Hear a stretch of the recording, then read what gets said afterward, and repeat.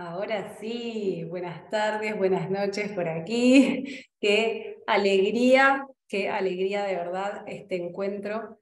Muchísimas gracias, Francisco, por hacerte el tiempo desde Ciudad de México para conectar, para conversar un ratito.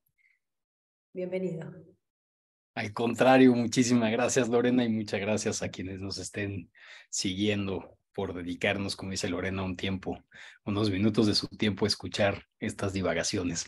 Mil gracias y mil gracias por el espacio, Lorena. Bueno, les cuento, Francisco es el autor del capítulo número 6 del volumen 2 de Inclusión versus Equidad. El capítulo se llama En tiempos de guerra. Les cuento, Francisco Javier Esquinca Cuevas es abogado, maestro en Derecho por la Universidad Nacional Autónoma de México, servidor público por más de 15 años. Ha trabajado en materia de protección, defensa y promoción de derechos humanos, con especial énfasis en participación política, libertad de expresión, acceso a la información, intimidad y privacidad, protección a periodistas y personas defensoras de derechos humanos, derechos económicos, sociales, culturales y ambientales, así como en prevención y reducción de la violencia contra mujeres y niñas. En tiempos de guerra, este capítulo 6 da continuidad a lo que en este segundo volumen hemos venido conversando mes a mes con cada uno de los autores. Me voy a tomar un minutito para repasar los temas y los títulos de cada uno de estos capítulos, porque creo que están muy conectados con justamente este capítulo 6. Hablamos con Lorena Peña Mendoza sobre los privilegios de los hombres, la discriminación que viven las mujeres en las sociedades patriarcales de nuestros tiempos. Hablamos con Marcelo Balco sobre el salir de China, sobre este abuso que viven las niñas y mujeres, sobre todo en el norte de Argentina. También con Marisa Contreras Marulanda sobre la prostitución como institución patriarcal que fomenta la marginación. También desde México con Carlos Alberto Osoria Polo hablamos sobre desaparición forzada, sobre la desigualdad y la cultura del privilegio. Y el mes pasado estuvimos hablando con Rafael de Armas sobre el apartheid en construcción que se está dando en el Caribe, y hablamos sobre la nacionalidad como privilegio, ¿no?, en República Dominicana. ¿Por qué me tomo este tiempo para repasar los títulos de cada uno de estos capítulos? Porque creo que el punto central que los conecta y que ha sido tema de conversación con Francisco en unas cuantas oportunidades es el tema del concepto de la dignidad, ¿no?, de estas vidas que valen, ¿no?, estas vidas que valen ser vividas. Pienso también en esto que cuestionamos respecto a, por ejemplo, en Argentina cuando se habla de que el trabajo dignifica, ¿no?, esta idea capitalista de la dignidad.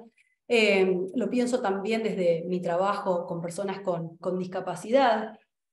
Entonces, nada, te propongo, Francisco, que comencemos esta conversación volviendo a este punto de partida que fue el que motivó la escritura y la participación con tu artículo En tiempos de guerra.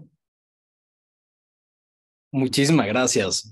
Y es que no me voy a cansar de agradecer además la consideración de participar en una obra colectiva con esta intensidad, con esta profundidad y sobre todo con estas ganas, ¿no? O sea, básicamente el otro día platicaba con una persona y le decía como, es que siento que ya no tenemos a personas o no leemos a personas o escuchamos a personas que tengan como una especie de compromiso, no sé cómo decirlo, ¿no? O sea, es que me cae un poco gorda la expresión honestidad intelectual. No, o sea, la honestidad no creo que no pueda ser intelectual y creo que ser intelectual es un poco también ser deshonesto por esta exigencia de congruencia total. Pero bueno, independientemente de eso, o sea, me parecía que es como, es importante también tomar en cuenta que se necesita querer contar una historia para poder contarla bien, ¿no? Se necesita querer pensar y dialogar y discutir y genuinamente preocuparte para que funcione. Y entonces, pues me siento muy honrado de formar parte de una obra con estas características, porque además, justamente este es un tema que me interpela y que me supera intelectualmente, ¿no? Precisamente porque pues es una arista, o sea, perdón, es un poliedro con una cantidad de aristas impresionantes. Entonces, ¿qué es la dignidad? Pues yo creo que en términos prácticos es mucho más sencillo hablar de la humillación, ¿no? Entonces, eh, pero me rehúso a creer que solo existe una visión o una versión negativa del concepto o la posibilidad negativa es la única opción para verbalizar algo tan complicado, ¿no? Porque bueno, pues todo el mundo nos hemos sentido humilladas y humillados. Sabemos qué es ser humillado.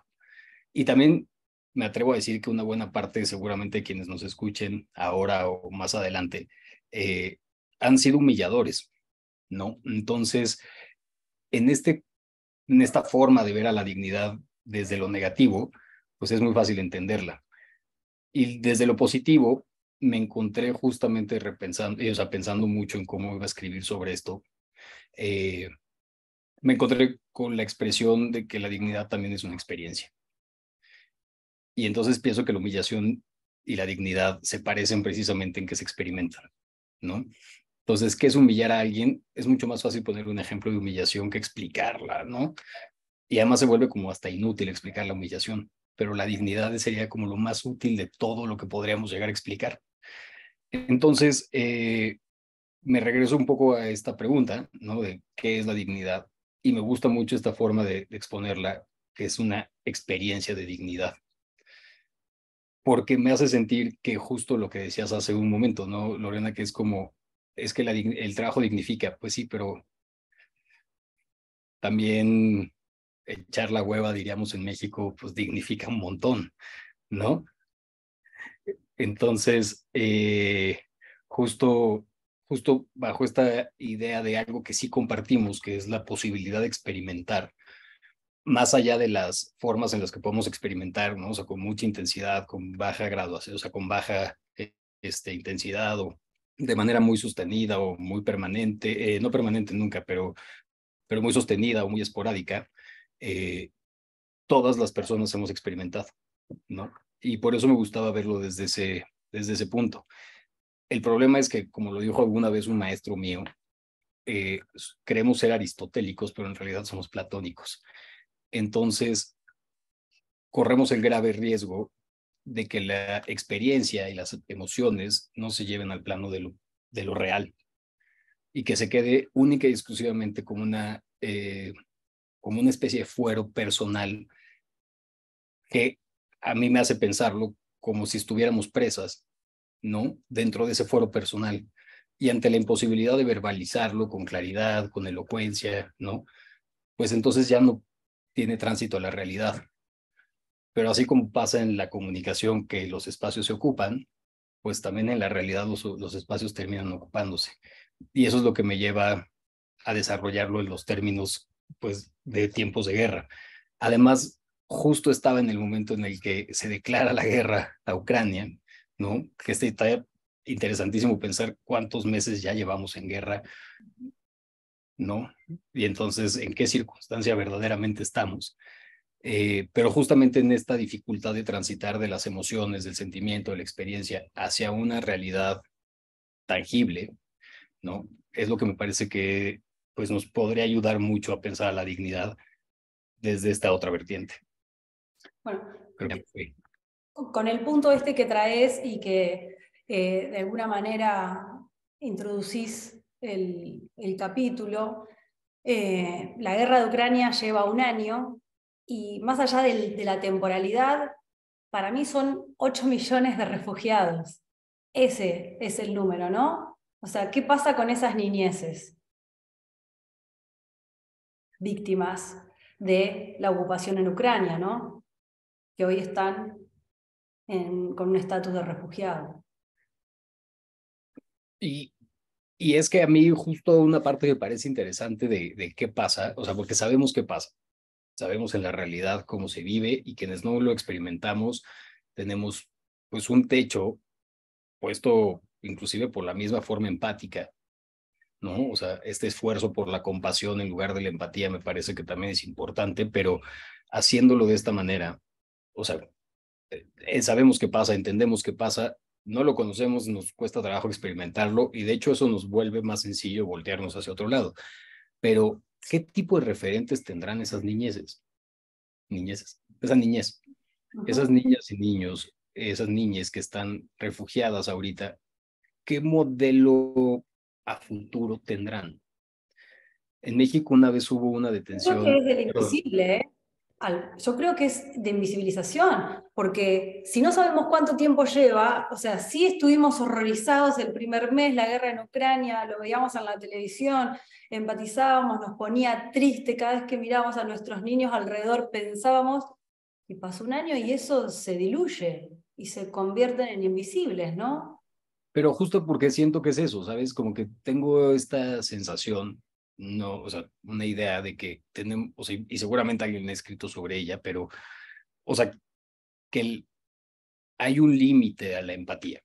O sea, te puede doler, puedes experimentar compartir ese dolor sin experimentar esa situación, pero es estructural el problema y es tan grande, tan superior a una individua, o sea, a una persona, es tan superior a la posibilidad de expresar una solución, de idear una solución, que pues tu vida tiene que seguir en tu contexto.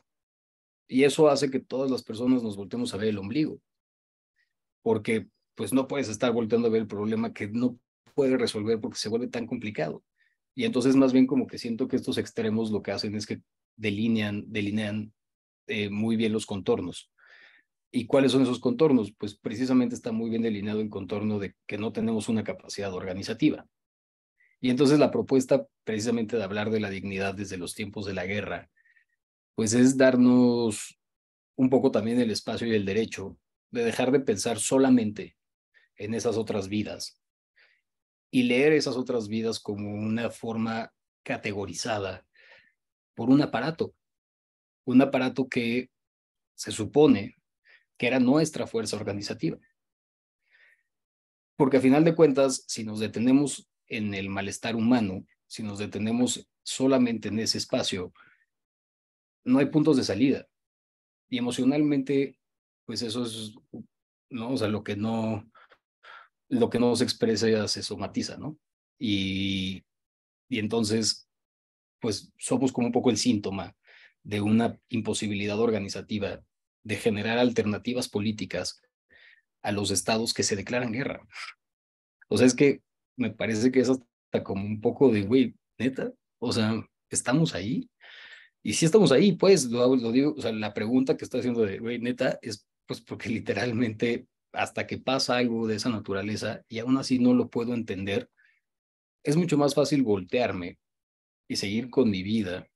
De hecho, hasta tal vez racionalmente sería lo ideal si lo piensas en términos de efectividad de tu tiempo, de tu aspiración de vida, ¿no? Pues mejor date la vuelta, porque es tan grande esa otra estructura que se vuelve casi imposible pensar y aceptar que la decisión está tomada por una persona. Esa persona que tiene la capacidad de tomar una decisión política que alcanza la vida de todas las demás personas. Entonces, abordarlo desde los tiempos de la guerra nos obligaba a abordarlo desde la necropolítica. Esta propuesta de Achille Mbembe, ¿no? Este filósofo de camerunés, donde precisamente es entender que hay un aparato político que toma decisiones sobre quién debe morir. Y morir no solamente es la pérdida de la vida biológicamente hablando, morir también es la desaparición forzada, como lo menciona también Carlos en su texto. Precisamente a mí eso me pareció una sorpresa increíble porque claramente se ve así, porque claramente es eso. Expresiones políticas que toman forma pues literalmente de condenas de muerte. Y obviamente, pues las implicaciones que tiene la guerra, que dos vidas no valgan lo mismo, ¿no? Y que tengas entonces una vida que vale la pena ser vivida y una vida que no vale la pena ser vivida. Entonces entras a un problema que, o sea, que no se resuelve con la experiencia de la dignidad, que es intentar compartir esa experiencia, pero a mí me da una guía, o por lo menos me hace sentir que hay una guía en la experiencia de la dignidad, porque justo lo que estamos buscando es crear mejores condiciones para mayor experiencia de dignidad, ¿no? ¿Qué significa mayor o menor? No lo sé, o sea, mientras haya experiencia de dignidad estamos del otro lado. Bueno, pero si logramos cruzar esa barrera donde se supone que ya estábamos, porque se supone que este concepto de dignidad lo habíamos discutido en 1945, más o menos, ¿no? Donde había habido un exterminio, tal.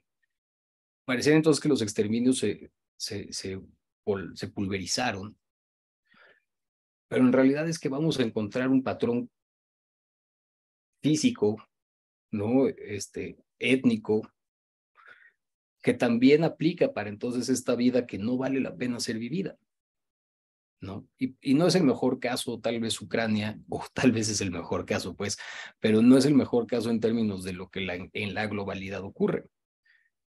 Porque es curioso que un país que busca entrar a la Unión Europea, que busca entrar a la OTAN, pues está peleando con un país que también es una potencia, además, o sea, también no porque Ucrania lo sea, pues, pero los países alrededor de Ucrania, alrededor política y geográficamente también, ¿no? Pues tienen cierta relevancia y cierto peso en el mundo, obviamente.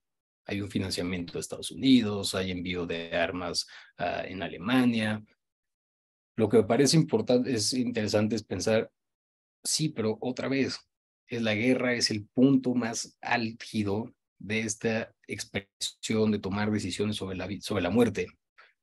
Ver que a quienes mandas a morir, a quienes otros tantos condenas a la muerte, ¿no? Porque justo el tema es ese, ¿no? O sea, no solamente es ve a matar y a que mueras, es ve a ser un emisario de muerte, ¿no? O sea, se convierte en esta otra expresión que cuando lo encontramos, casi te diría como metodología, pues vamos viendo que entonces en los tiempos de guerra existen también en las fronteras, existen en las cárceles, que estamos en un tiempo de guerra y que entonces se vuelve muy difícil convencer a las personas de que vale la pena, por ejemplo, vivir en un estado constitucional,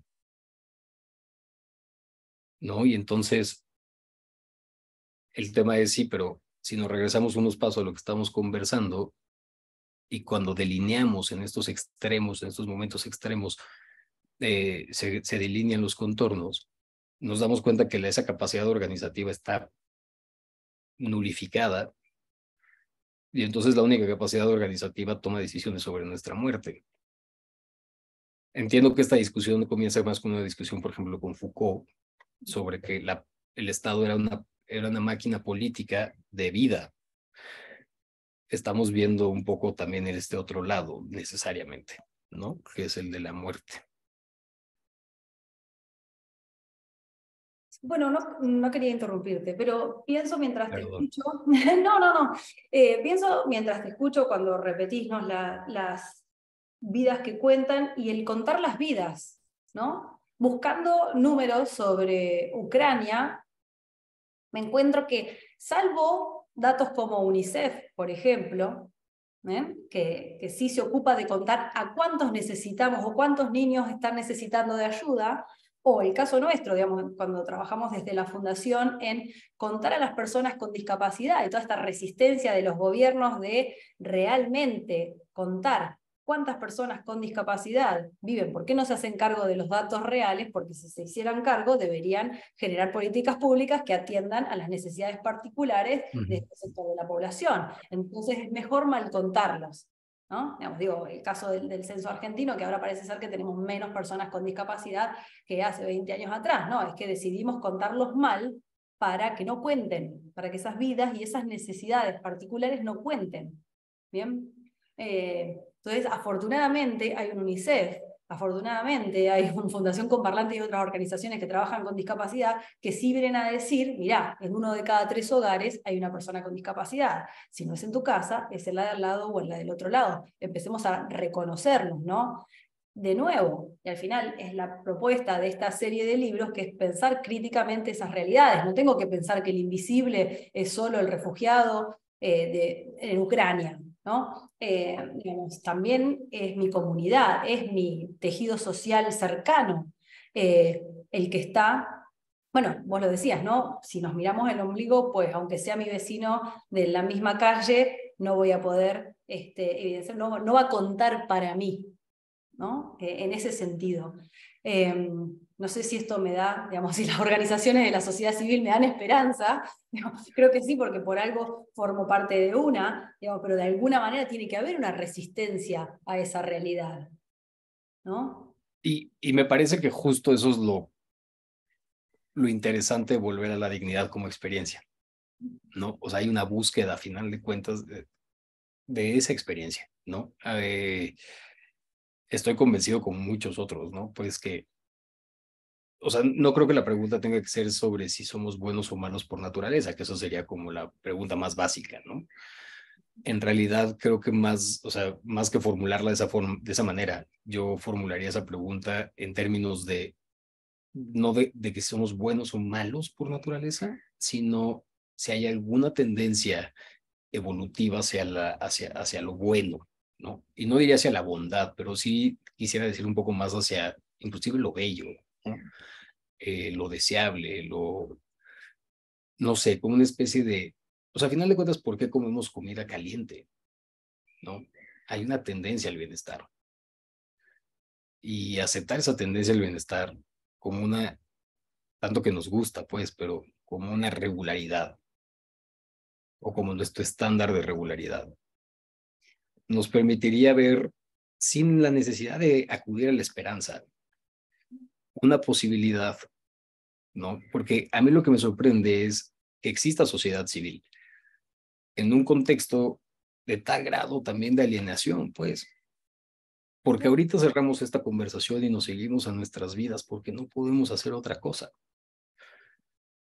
No, a ver, también siento que de alguna manera nos anestesiamos, digamos, con las cosas que van pasando, que están mal, como que no hay energía. Y perdón que hoy me vuelva tan referencial con el tema de la discapacidad, pero yo muchas veces lo pienso, cuando veo los padres que están batallando con, vos decías la humillación que viven, ¿no?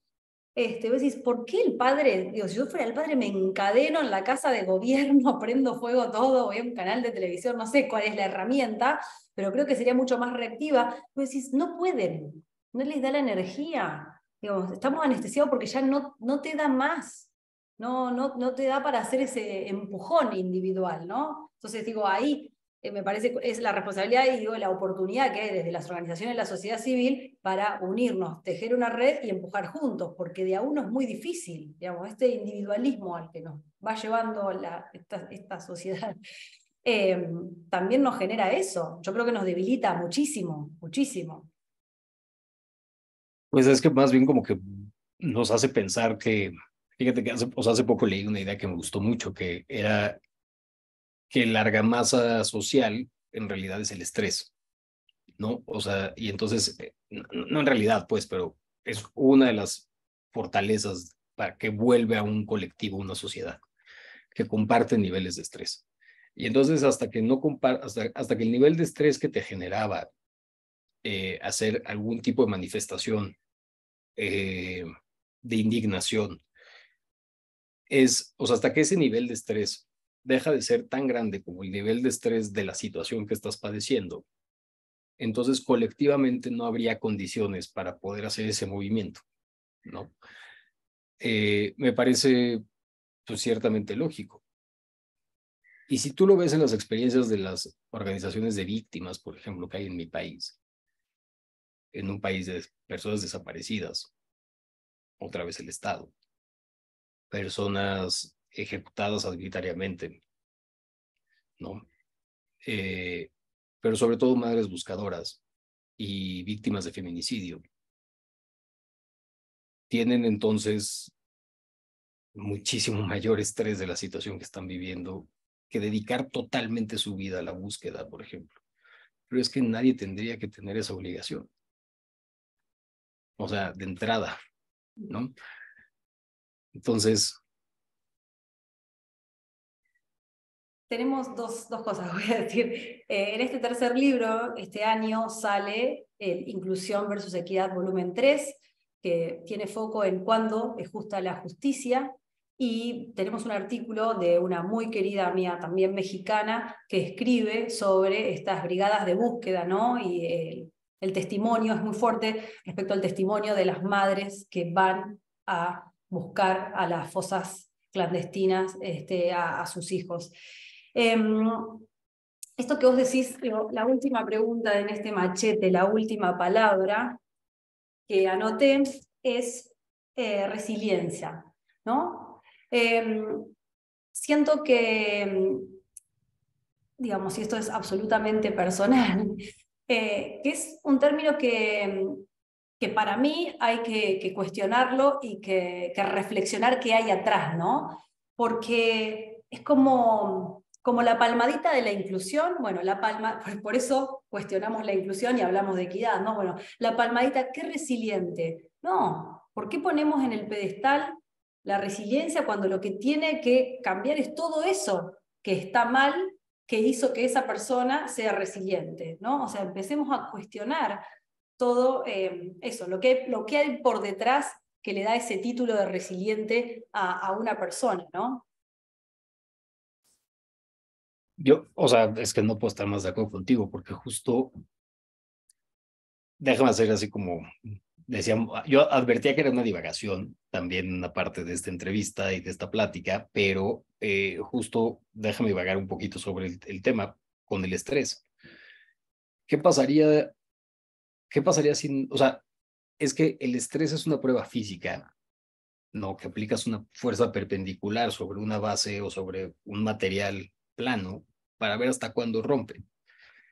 Entonces, la verdad a mí me da muchísima rabia cuando voy a un médico o una médica y me dice, es que lo que tienes es estrés. Y es como, o sea, sí, pero eso no es un diagnóstico médico, pues, ¿no? ¿Qué te pareciera que ese estrés o sea, que se comparte para hacer una organización política, eh, en realidad, pues está muy bloqueado por un valor como la resiliencia? Y entonces, tal vez esa resiliencia, ese nunca quebrar, es una buena parte de lo que nos tiene un poquito adormecidos, ¿no? Como decías, o sea, sedados. Tal vez esa resiliencia es la nueva ideología o la nueva religión en términos del opio, ¿no? Uh-huh. ¿Qué tal que fuera eso? ¿Qué tal que estas obligaciones de estar bien, de siempre estar bien, de siempre recomponer, de tomarlo como bien y fluir con la ola, pues funcionen las olas, pues, ¿no? Pero sí, estoy completamente de acuerdo. Y un poco le sumaría, y ya se empieza a poner hasta oscuro así la noche, pero yo también le sumaría eso, un poco la esperanza. O sea, porque sin esperanza no habría resiliencia. Y no porque perdamos la esperanza, pues no, sino porque no le depositemos tanta fe. O sea, creo que sí nos exige, o sea, estamos en un proceso, en un momento de realidades donde una persona puede tomar decisiones por la vida de todo un país. Pues creo que vale la pena empezar a pensar ahí, no en la esperanza de que va a cambiar, ¿no? Pero no sé cómo se hace eso. Vamos a cerrar así. No, no, por favor, no. No, a ver, yo creo que vale la pena platicar, ¿no? Y vale la pena decirlo, y vale la pena decir, oye, me siento así, ¿no? ¿Para qué? No lo sé. Y entonces a mí me gustan mucho esas nuevas narrativas, que bueno, para mí son muy nuevas, que es como este tema de, o sea, tus amigas y tus amigos son política. Tu compartir tus emociones son política, el amor es político. O sea, ¿por qué reducimos la política a los procesos electorales macro cuando esto es política?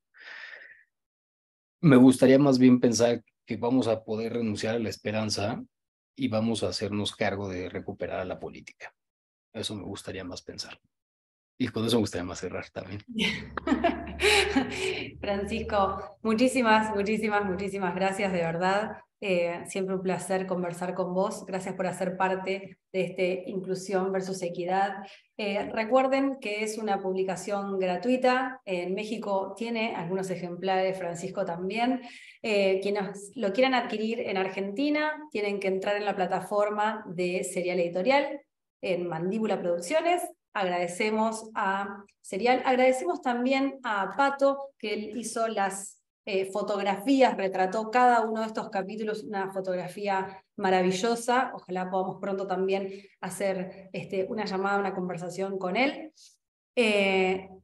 Contarles que van a poder acceder luego a esta entrevista con subtítulos, accesible en el canal de Inclusión versus Equidad en YouTube, donde están también todas las entrevistas del Inclusión versus Equidad 1 y algún adelanto del Inclusión versus Equidad volumen 3. Gracias. Abrazo gigante hasta Ciudad de México. Muchísimas gracias, Lorena, y muchas gracias a quienes escuchen esto y esperamos sus comentarios. Cuídense mucho. Abrazo. Bye.